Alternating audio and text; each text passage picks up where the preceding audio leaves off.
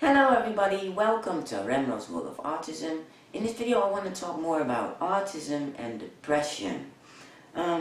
People have asked me if I've ever dealt with depression in my life, and I always find this very difficult to answer, and mainly because I'm not sure, I've never really been really sure about what depression is exactly, and if feelings that I had in my life really had to do with depression or actually the situation that I was in. What is depression exactly? I've looked it up and I found this information in this on this website of the American Psychiatric Association, and here they talk about an expression like this: depression is a common and serious medical illness that negatively affects how you feel and the way you think and how you act. Fortunately, it is also treatable. Depression causes feelings of sadness and or a loss of interest in activities once enjoyed. It can lead to a variety of physical problems and emotional problems, and can decrease a person's abilities to function at work and at home. And then we have some symptoms. I'll just go over them and then say whether or not it applies to me. Feeling sad or having a depressed mood. Yes, yeah, I've dealt with that. Loss of interest or pleasure in activities once enjoyed. No, I've never had that. I've always enjoyed activities that I have always enjoyed, and I've never lost interest in those activities.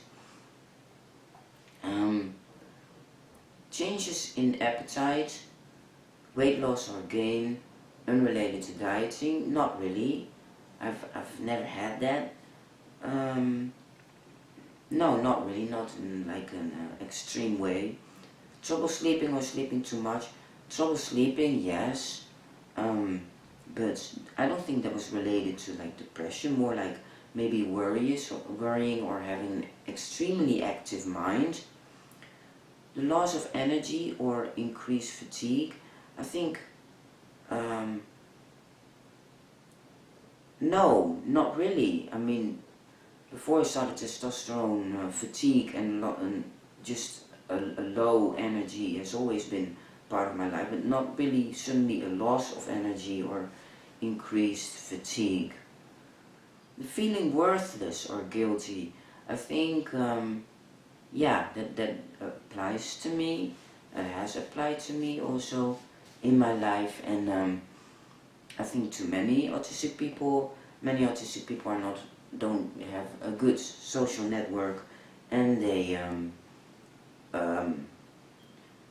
can have a job. I mean, some do, but some don't. Many are not able to have a job, and then when you're sitting at home every day, yeah, of course you're gonna feel worthless. So does it have to do with depression? Not necessarily. Thoughts of death or suicide. Yes, thoughts of death and suicide. Yes, I think I've had that, but not in a very extreme way that I was like really considering it. I have had thoughts of death in a way that's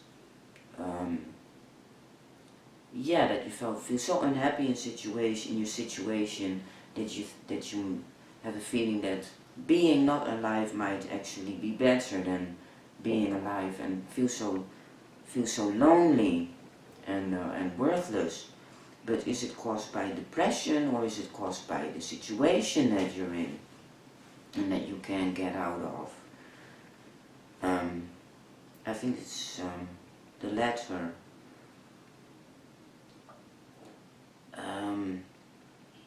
So yeah, if I read this, I don't think I've ever been really like depressed, and that these things were caused by depression. I think I've spent many years of my life being very unhappy and sad, but more due to the situation that I was in, and more due to being bullied and not having a job, not having a social network, and feeling worthless because of that.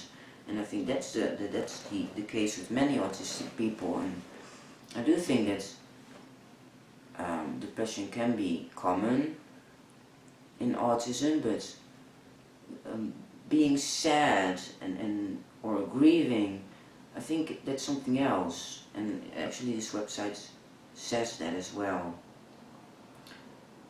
It is different when you're sad or unhappy about your situation than having depression.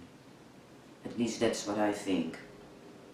So I always find it a bit difficult to determine once if something is sadness or depression. I think the word depression is also often used. It's used a lot, and also often incorrectly. I think, like somebody's looking sad, or people say, "Oh, you look so depressed." For example,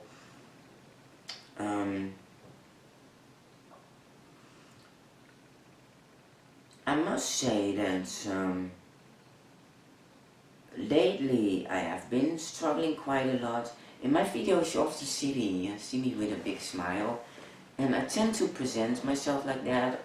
In often cases, often I do feel like that, like happy, and I'm happy to do a video. I'm happy to share my feelings and things about autism with you, and that makes me happy, so I'm smiling in the video. But often a smile is also so really handy to cover what's truly going on inside of yourself, and that you have a certain fear to share that. Like Magnus Carlsen, the chess champion, chess master, he said in a documentary, sometimes it's just easier not to share, to just keep your demons and your struggles to yourself. And this is often because of, at least for me, the fear of the responses that people have.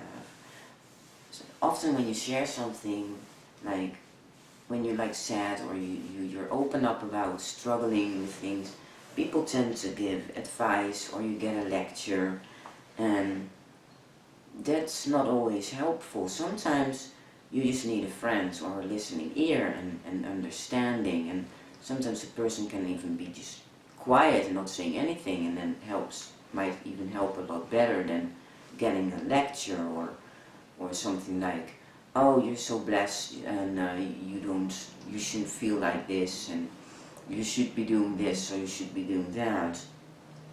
Often that might even make a person more sad, or struggle even more.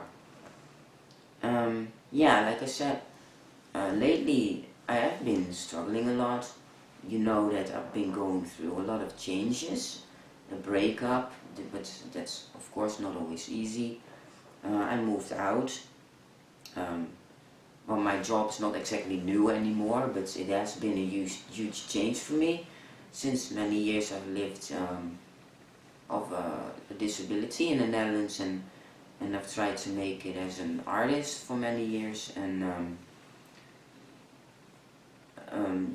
being self-employed is of course totally different than having a full-time job working for an employer. So yeah, to be really honest, I have been struggling a lot, but I don't want to come across as that I'm complaining.